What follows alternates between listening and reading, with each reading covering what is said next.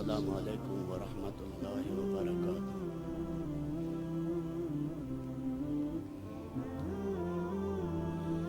اللہم انت الملک لا شریک لک والفرد لا ند لک کل شیء ہالک الا وجہک لن تطاع الا باذنک ولن توصى الا بعلمک تطاع فتشکر توصى فتغفر۔ اللہم صل علی سیدنا وحبیبنا وشفیعنا وقائد غر المحجلین محمد وآلہ واصحابہ وازواجہ وعلی امتہ اجمعین، اما بعد فاعوذ باللہ من الشیطان الرجیم، بسم اللہ الرحمن الرحیم۔ لا تقولوا لمن يقتل في سبيل الله اموات بل احياء ولكن لا تشعرون۔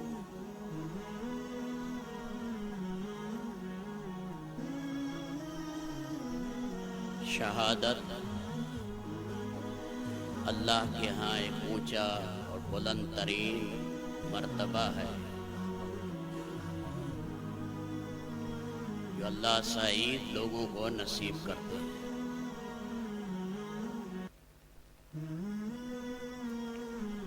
ہماری تاریخ میں، تاریخ اسلام میں بہت سے انبیاء کو شہید کیا گیا۔ یقتلون الانبیاء بغیر حق۔ عبداللہ ابن مسعود رضی اللہ تعالیٰ عنہ فرماتے ہیں، بنی اسرائیل اتنے وحشی بنے کہ اللہ نے مختلف علاقوں میں قریب قریب نبی بھیجے۔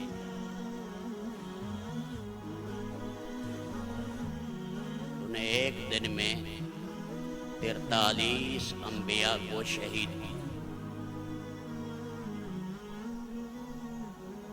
ساری امت مل کر نبی کے لعاب دہن کے برابر، ایک پورے کے برابر، ایک بال کے برابر بھی نہیں۔ نیک لوگ کھڑے ہوئے، ان نیک لوگوں نے روکنا شروع کیا۔ 119 اولیاء کو شام کو شہید کر دیا، اور ایسے شقی اور بدبخت تھے کہ طبیعتوں پر کوئی غم نہیں، کوئی چہرے پر اثر نہیں۔ عصر کے بعد دکانیں کھولی ہوئی ہیں، کاروبار کر رہے ہیں جیسے کسی مچھر کو مار دیا۔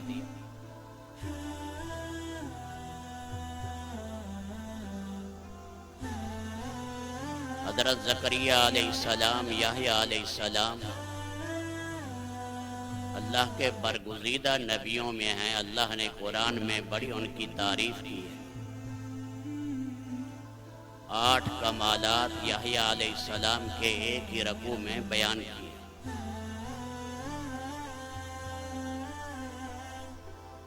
جہاد کی قسموں میں ایک یہ ہے کہ کلمہ حق ظالم بادشاہ کے سامنے کہنا، اس کو اللہ کے نبی نے افضل الجہاد کہا۔ کلمۃ حق عند سلطان جائر۔ اس نے بھانجی سے نکاح کیا ہوا تھا بادشاہ نے۔ حضرت یحییٰ علیہ السلام سمجھانے گئے، یہ حرام ہے، یہ کام مت کرو، طلاق دے دو۔ تو عہدے کا آپ کو پتہ ہے، کرسی کا ایک نشہ ہے۔ مالک مہلت دیتے ہیں، کسی کو جلدی پکڑتے ہیں، کسی کو دیر سے پکڑتے ہیں، یہ نظام چلا رہا ہے۔ لیکن ان بطش ربک لشدید، تیرے رب کی پکڑ ہے بڑی سخت۔ تو نماز پڑھ رہے تھے مغرب کی اور آ کر سر مبارک کاٹ ڈالا کلہاڑے سے. سر کو تشت میں لے گئے جہاں بادشاہ بیٹھا تھا. حاشیہ نشینوں میں جو خوشامتی لوگ ہر زمانے میں رہے ہیں، عورت تو دیکھتی گئی کیونکہ لہو رک ہی نہیں رہا، تو وہ دیکھتی گئی وہیں مر گئی اور باقی زمین میں دھنس گئی.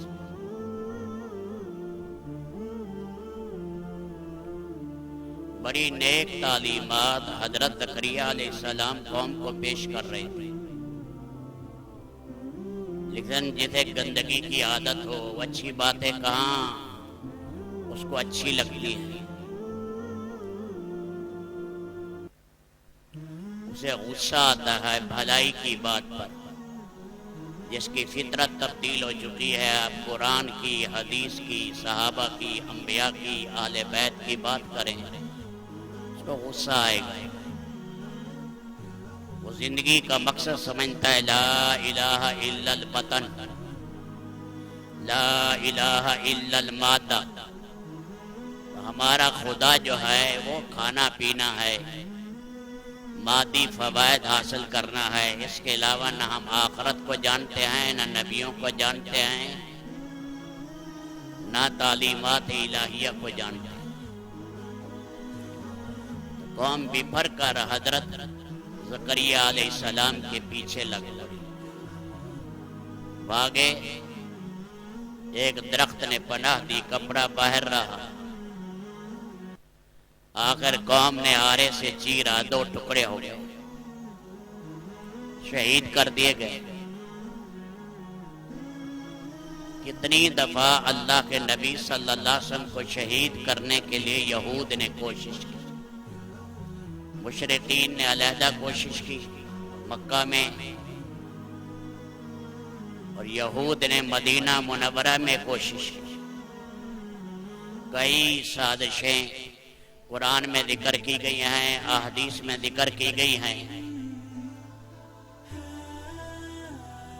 اللہ نے کہہ دیا شروع میں واللہ یعصمک من الناس، آپ کے لیے وعدہ ہے کہ آپ کو یہ دنیا میں شہید نہیں کر سکے. اس لیے آپ نے اپنے پہرے دار بھی ہٹا دیے. پہرا رکھنا سنت ہے، لیکن اللہ نے وعدہ کر لیا تو اس کے بعد آپ نے پہرے ہٹا دیے. فرمایا اب ملائکہ میری حفاظت کے لیے کافی ہے.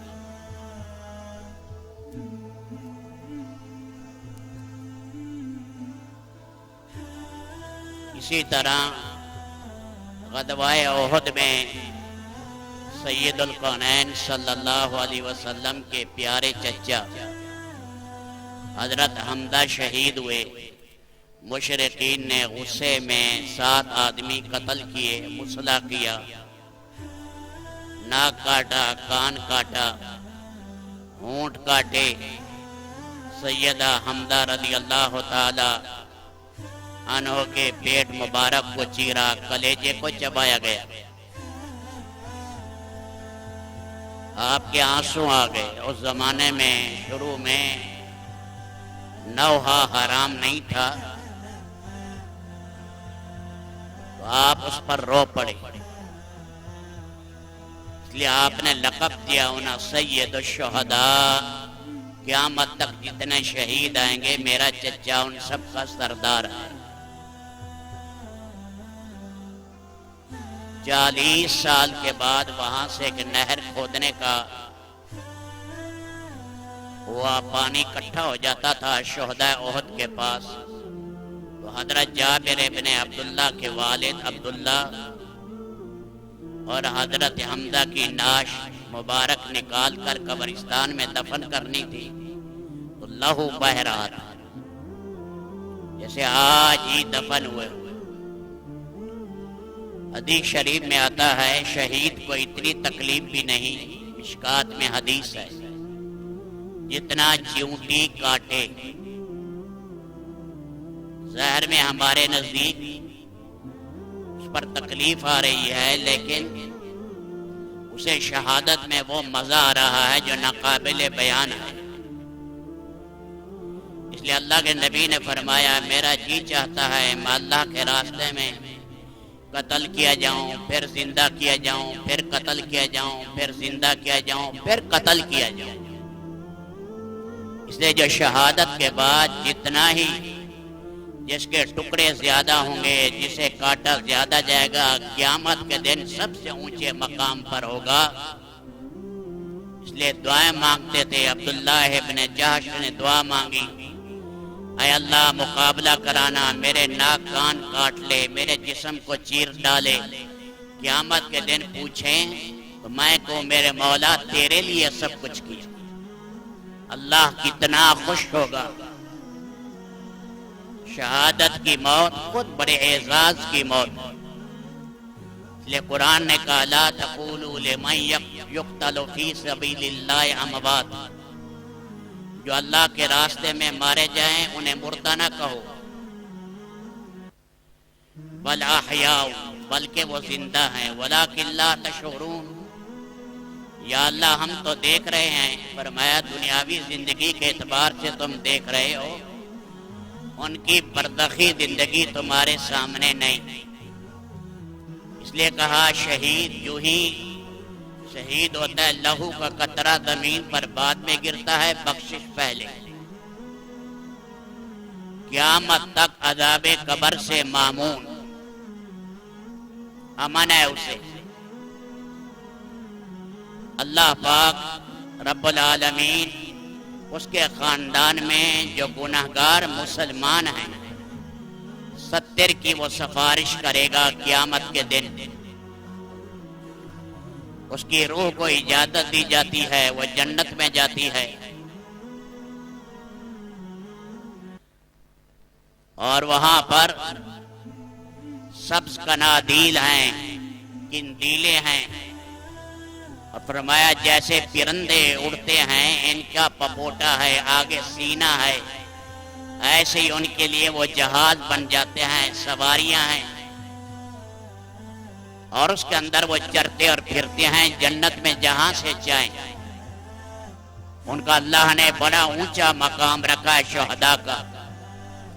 خود قرآن کریم میں ہے جب انہوں نے شہداء نے اپنا یہ مقام دیکھا تو یہ کہا اے اللہ ہمارے پچھلوں کو خبر دے دے کہ ہمیں کیا انعام و اعزاز سے اللہ نواز رہے ہیں۔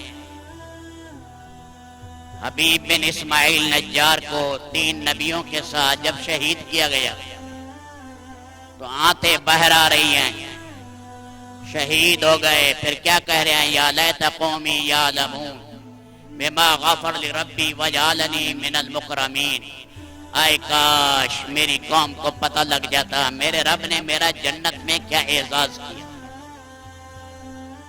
یا لیت قومی یعلمون، جنت میں جا کر پھر بھی ان کی تمنا ہے کسی طرح وہ ہدایت پر آ جائیں، اور وہاں اللہ پاک نے جو اعزاز و اکرام رکھا ہے کہ میری قوم کو پتہ تو لگ جائے کتنا بڑا اعزاز و اکرام ہے۔ سید کونین رحمت للعالمین کہ اپنی نارینہ اولاد فوت ہو، 4 بیٹیاں تھیں، بڑی زینب، پھر رقیہ، پھر ام کلثوم، پھر فاطمہ الزہرا رضی اللہ تعالی عنہن۔ اللہ تعالی نے 2 ہیرے دیے، حسن اور حسین۔ اللہ کے نبی نے فرمایا کہ یہ 2 نام اللہ نے چھپا رکھے تھے میرے نواسوں کے لیے، آج سے پہلے یہ کسی کے نام نہیں رکھے گئے ہوئے۔ 3 بیٹے تھے، ایک حسن، ایک حسین، ایک محسن۔ محسن بچپن میں فوت ہو گئے تھے۔ فرمایا میں ہارون علیہ السلام کی اولاد ہوئی تھی، شبیر، مبشر، شبر، مبشر، میں ان کے ناموں پر ان کے نام رکھ رہا ہوں، یعنی اس کے وزن پر۔ بے انتہا اللہ نے محبت دی تھی، اور فرمایا کرتے تھے یہ جنت کے پھول ہیں، دونوں میرے لخت جگر جنت کے پھول ہیں۔ اے اللہ میں ان سے محبت کرتا ہوں، تو بھی محبت کرتا ہے، جو ان سے محبت کرے تو ان سے بھی محبت کر۔ فَأَحِبَّ مَن يُحِبُّهُمَا، اے میرے اللہ جو حسن سے حسین سے محبت کرے، اے میرے اللہ تو بھی اس سے محبت کر۔ حضرات صحابہ کرام ہوں یا اہل بیت، یہ دونوں ہمارے جگر ہیں، ایک جگر ہے ایک دل ہے، ایک دل ہے دوسرا جگر ہے، ایک آنکھ ہے ایک دوسری آنکھ ہے، دونوں ہمارے ایمان کے عظیم حصے ہیں۔ اس لیے اللہ تعالیٰ ان لوگوں میں نہ بنائے ہمیں جنہوں نے رسول پاک علیہ الصلوۃ والسلام کے صحابہ کی مذمتیں کی، صحابہ کی محبت میں اللہ موت دے، اور ان ناسبیوں میں سے نہ بنائے کہ جنہوں نے حضرت حسن حسین یا حضرت علی سے بغض رکھا، جو رسول پاک علیہ السلام کے خلیفہ داماد بھی ہیں، چچا زاد بھائی بھی ہیں، خلیفہ راشد بھی ہیں، کائنات کے بہترین انسانوں میں ہیں، ان سے بغض رکھنا اس کو ناسبیت کہتے ہیں۔ یہ بہت بڑا کبیرہ گناہ ہے، خطرہ ہے اس کا کہ اس سے بھی انسان کہیں دائرہ اسلام سے باہر ہی نہ چلا جائے۔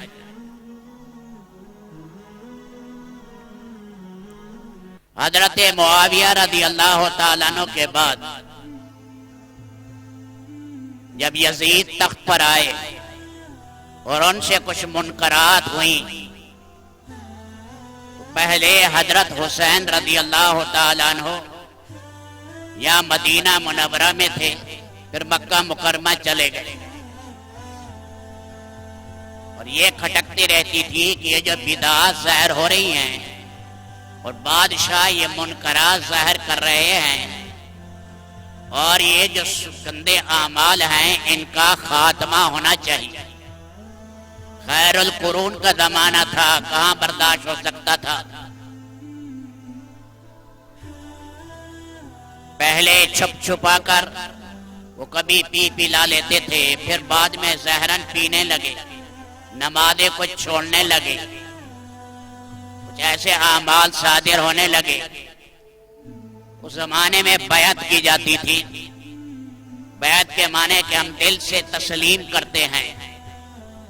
فرمایا منکر جو منکرات کرے، گناہ کے کام کرے، ہم اسے کیسے اپنا خلیفہ مانیں۔ اس لیے آپ مکہ مکرمہ میں تھے، اور حالات کے لیے جائزے کے لیے چونکہ حضرت علی رضی اللہ تعالیٰ عنہ ایک مدت دراز تک کوفہ میں رہے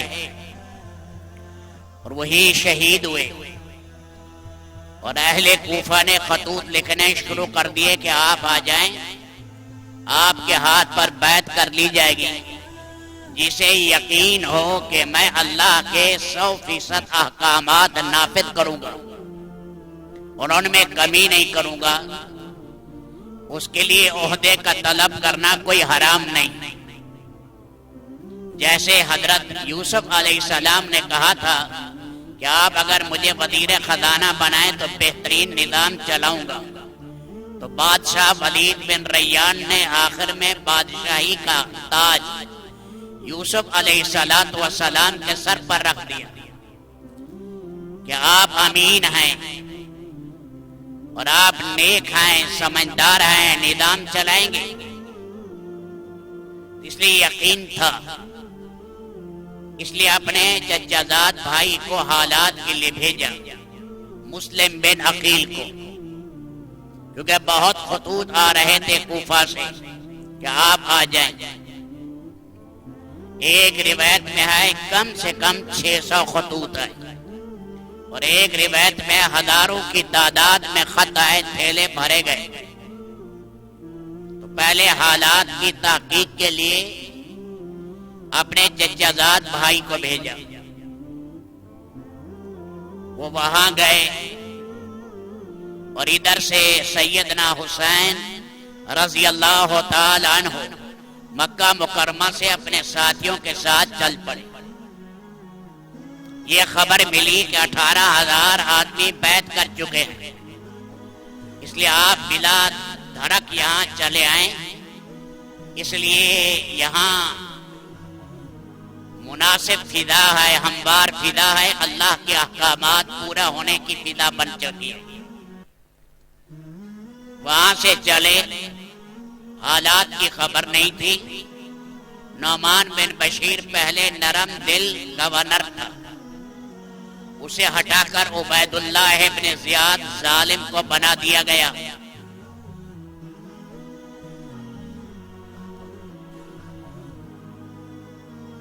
بشیر بن نعمان نے کہا میں تو گولی نہیں چلاؤں گا، تلوار نہیں چلاؤں گا، گولی نہیں تھی تلوار تھی۔ انہوں نے اس کو بدل دیا، عبید اللہ ابن زیاد کو بنایا۔ بعد ایسے ہوتے ہیں ان کے قلب جو ہے وہ مسخ ہو چکے ہوتے ہیں۔ جیسے یہاں قادیانیت کی تحریک چلی تھی 53 میں، تو دولتانہ گورنر تھا، اس نے 10,000 مسلمانوں کو بھون ڈالا۔ جو مسلمان تھے انہیں بھون ڈالا، اقتدار بچے۔ یہی نظریہ عبید اللہ ابن زیاد کا تھا۔ اس لیے اس نے کہا تلاش کرو کہاں ہے مسلم ابن عقیل۔ مسلم ابن عقیل کی تلاش کی گئی، ہانی بن عروہ کے گھر میں تھے۔ باقی سارے لوگوں کو دھمکی دی اور کہا کہ تمہارے سر میں قطع کر کے اوپر چھتوں پر ڈالوں گا، پھانسیوں پر چڑھاؤں گا۔ بعدوں کو لالچ دیے،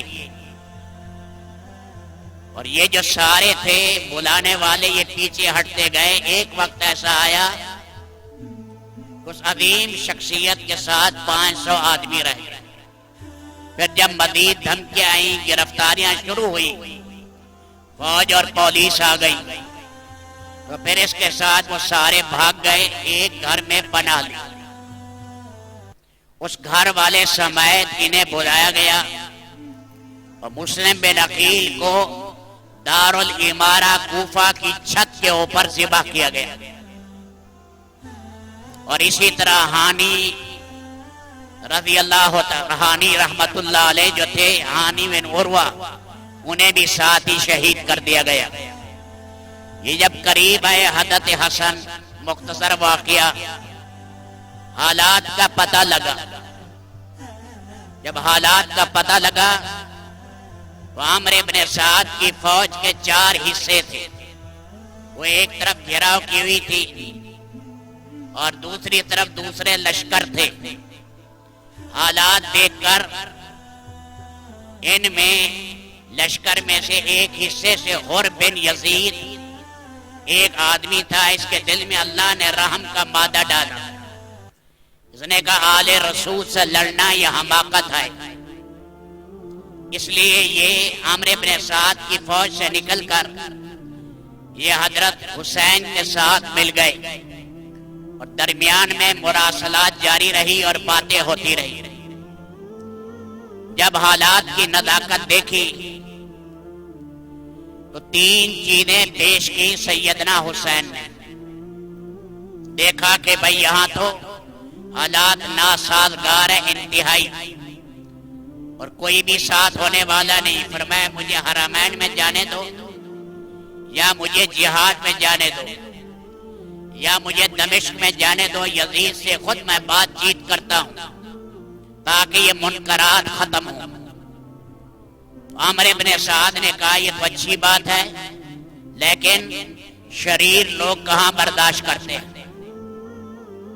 ایک شمر تھا بدبخت، اس کی پھوپھی حالانکہ حضرت علی رضی اللہ تعالیٰ عنہ کی بیوی ہے، اور پھوپھی کے 4 بیٹے شہید ہو رہے ہیں، لیکن بدبختی اس پر چڑھی ہوئی تھی شمر پر۔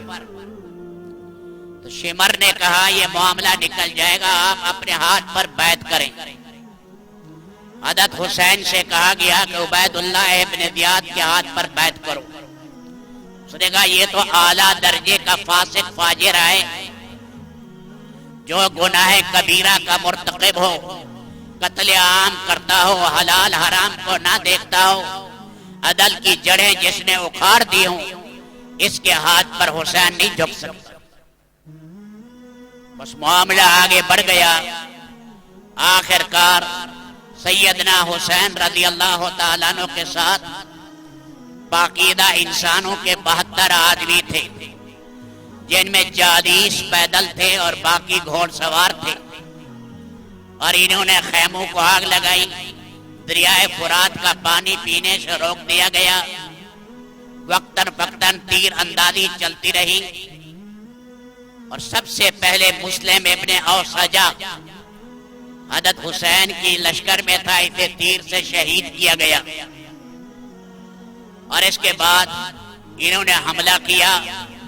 پیچھے چونکہ خواتین تھیں اور وہ خواتین خیموں میں تھیں، اور سیدنا حسین رضی اللہ تعالیٰ عنہ ان کے چھوٹے بیٹے علی اصغر امام زین العابدین شیر خوار تھے اور بیمار تھے۔ بس تیر اندازی ہوئی، کافی دشمن کے آدمی مرے۔ سیدنا حسین نے فرمایا اب ظالم آ گئے ہیں اور وہ ہمیں راہ بھی نہیں دے سکتے، تو ہمارے لیے شریعت نے حکم دیا ہے اب اپنی مدافعت کرو۔ اس لیے مقابلہ ہوا، اور اس میں یہ باقیدہ جماعت کے 72 آدمی شہید کر دیے گئے۔ آخر میں سیدنا حسین رضی اللہ تعالیٰ عنہ کا سر مبارک کاٹا گیا۔ میں بتاتا ہوں بعد میں کہ ان کا آخری انجام کیا ہوا۔ سر مبارک کاٹا گیا۔ آخر کچھ اچھے آدمی تھے، انہوں نے کہا خواتین کا احترام کرو، شیرخوار بچے کو کچھ نہ کہو، بیمار ہے، یہ سامان خواتین کا رہنے دو۔ بعد اوروں کے بھی سر کاٹے گئے، اور یہ سر جو ہے عبید اللہ ابن زیاد کے پاس لایا گیا۔ عبید اللہ ابن زیاد کمینہ بدبخت، اس نے چھڑی سے دانتوں پر لگایا کہ لوگ کہتے ہیں یہ اتنا حسین ہے، اتنا حسین تو نہیں، حالانکہ ان سے بڑا کون حسین ہوگا۔ تو اس پر حضرت زید ابن ارقم حضرت انس آئے ہوئے تھے، انہوں نے کہا بدبخت و کمینے آدمی، یہ وہ اونٹ ہیں جنہیں رسول پاک علیہ السلام بوسہ دیتے تھے۔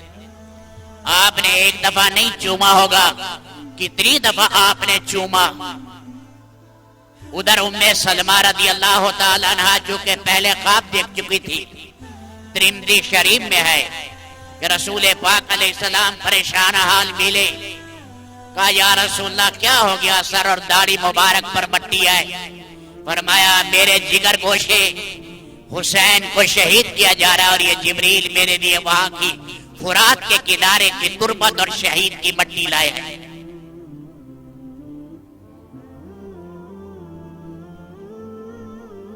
ایسے عظیم انسان اور ایسا پاکیزہ قبیلہ جن کی رسول پاک کے ساتھ قرابت تھی اور سب سے بڑے قریبی تھے، ان میں حضرت عبداللہ ابن جعفر رضی اللہ تعالیٰ عنہ کے 2 بیٹے شہید کیے گئے، آن اور محمد۔ حالانکہ یہ شمر کی پھوپھی کے بیٹے ہیں، کمینے کے۔ اور اسی میں حضرت عقیل رضی اللہ تعالیٰ عنہ کے 3 بیٹے اور 2 پوتے شہید کیے گئے، عبداللہ، محمد، عبد الرحمن وغیرہ۔ اور حضرت حسین رضی اللہ تعالیٰ عنہ حضرت حسن کے 4 بیٹے شہید کیے گئے، بڑے کا نام عبداللہ، دوسرے کا نام محمد، تیسرے کا نام ابو بکر، چوتھے کا نام عمر۔ یہ بھتیجے شہید ہوئے۔ خود حضرت حسین رضی اللہ تعالیٰ عنہ کے 6 بھائی شہید ہوئے، بڑے محمد شہید ہوئے، عبداللہ شہید ہوئے، ابو بکر شہید ہوئے، عثمان شہید ہوئے، عباس علمبردار جو جھنڈا آگے لے کر چلا وہ شہید ہوا، اور جعفر شہید ہوئے۔ یہ 6 بھائی حضرت حسین کے شہید ہوئے۔ حضرت حسین کا بڑا بیٹا علی اکبر بھی شہید ہوا، ان کا غلام فیروز بھی شہید ہوئے، قریبی رشتہ دار مسلم ابن اوسجہ شہید ہوئے، حبیب اور سعید شہید ہوئے. یہ 23 قریبی رسول پاک کے قرابت دار ہیں، اور باقی سارے معاونین اور آوان اور انصار ہیں.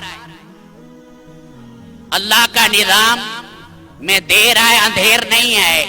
نولی بعض الظالمین بعضا، اللہ بعض ظالموں پر بعض ظالموں کو مسلط کرتے ہیں، کبھی جلدی اور کبھی دیر سے.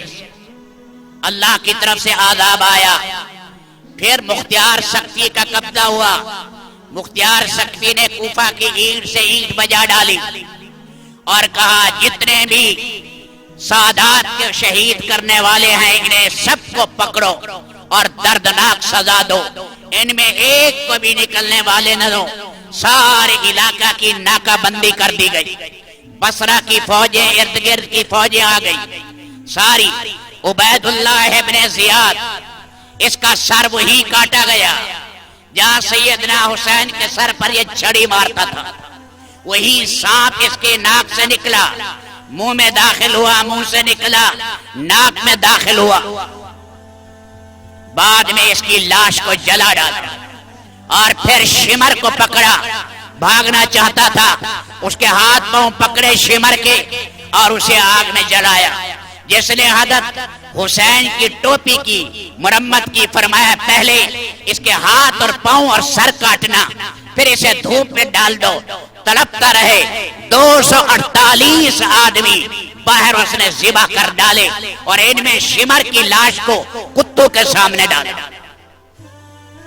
اللہ کا عذاب کذالک العذاب والعذاب الآخرۃ اکبر لو کانوا یعلمون. فرمایا ابن جوزی کہتے ہیں اور امام زہری کہتے ہیں جو اشارے کے ساتھ یا کنایے کے ساتھ قتل حسین میں شریک تھا، بعضوں کے گھر گرائے گئے، انہیں جلایا گیا، بعضوں کو آگ میں مختار سقفی نے جلایا. وہ بھی کمینہ تھا کیونکہ بعد اس نے بھی نبوت کا دعویٰ کیا. باہر کے ظالم پر ظالم آتا ہے اور اللہ کا دردناک عذاب آیا، ایک بھی نہ بچ سکا اور ریزہ ریزہ ٹکڑے ٹکڑے کر دیے گئے. یہ اپنی اس ذلت کے ساتھ جہنم میں گئے اور وہ سادات ہمیشہ کے لیے جنت میں گئے. اور جب اس وقت سے ان پر رحمت برس رہی ہے اور قیامت تک برستی رہے گی. شریعت ہمیں حکم دیتی ہے شہداء کے لیے. ایک دفعہ حضرت شیخ الحدیث مولانا زکریا نے پوچھا ساتھیوں سے آج 10 محرم ہے کیا کیا؟ ساتھیوں نے کہا روزہ رکھا ہے 9 اور 10 کا. فرمایا میں ہر سال ایک قرآن ختم کر کے ایصال ثواب کرتا ہوں. صبر کے ساتھ رہنا. ہماری تاریخ میں شہداء ہی شہداء ہیں.